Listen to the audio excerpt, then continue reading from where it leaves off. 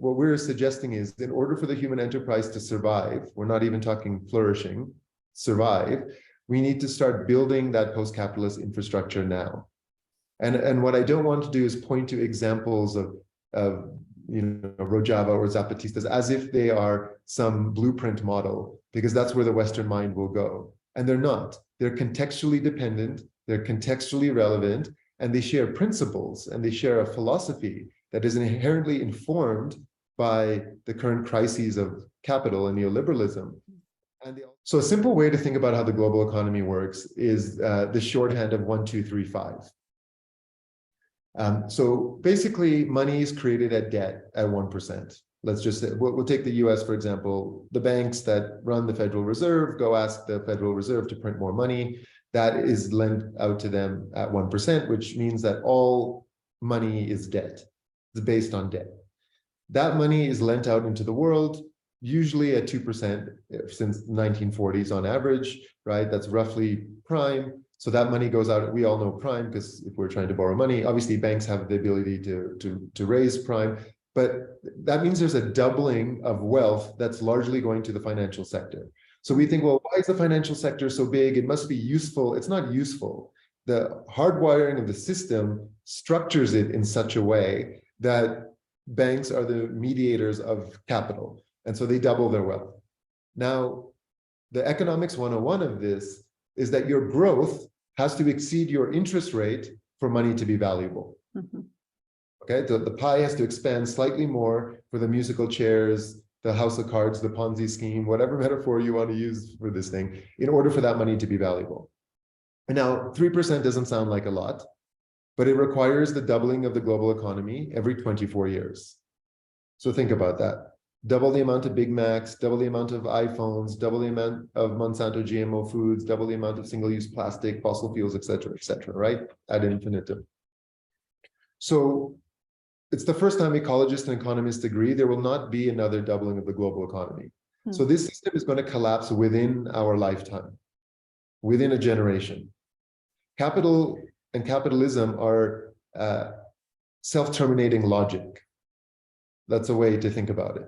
It is a complex adaptive system that knows it's going to die within one generation and is therefore becoming more desperate and more desperate and more desperate, which is why we have expanding markets and fracking and crypto and whatever way it can find its perpetuation of its existence. And now the 5 comes from the work of Thomas Piketty, who wrote Capital in the 21st Century. And it basically is the minimum level of return capital holders have received in the last 200 plus years, which means that this is also an exponential function. So if the global economy is growing at 3% in order to pay back the debt that is at the core of this made-up system, those who have had access to capital have 5% on average return, also as exponential function. So inequality is not some outcome. It's not what economists call externality, right? Some unintended side effect or consequence. It is the direct logical outcome of the rules that have been created initially in Western Europe and then solidified in the US empire. And so, you know, for every dollar of wealth created, about 93 cents ends up in the hands of the top 1% after the multiplier. So by definition, capitalism creates inequality and poverty. Every dollar of wealth created heats up the planet because we have a fossil fuel extractive system. So by definition, capitalism creates climate change. So that's the context we find ourselves in.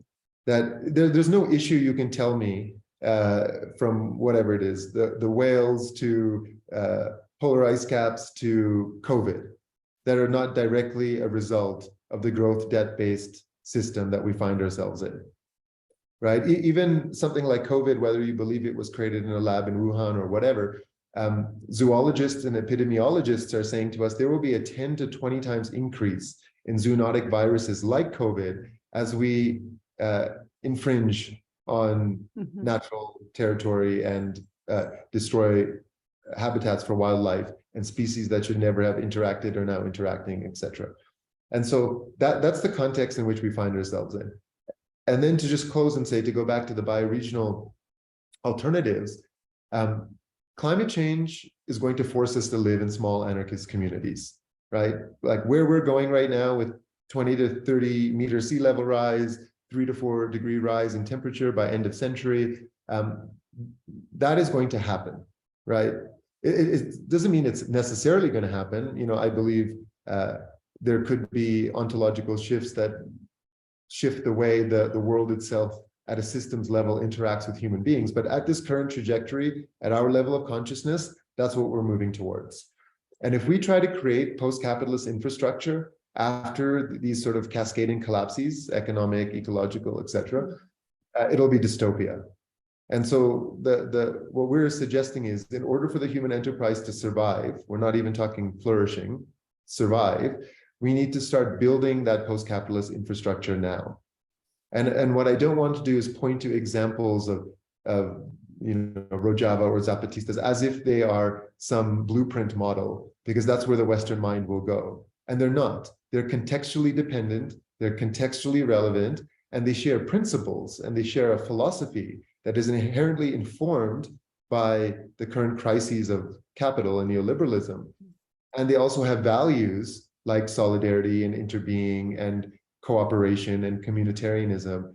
Many of them, we look at the Zapatistas, for example, Mayan indigenous cosmologies, or the Rojavans, you know, mystical Islamic cosmology, that have a spiritual core at their center that unites them.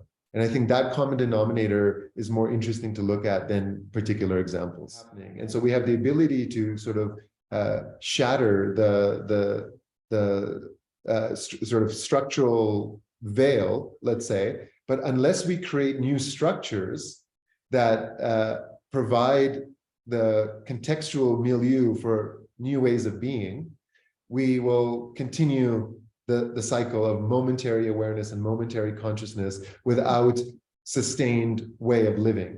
And so we have to create new structures that prioritize prejudice, cooperation, altruism, generosity, the incentive landscape, the moral landscape.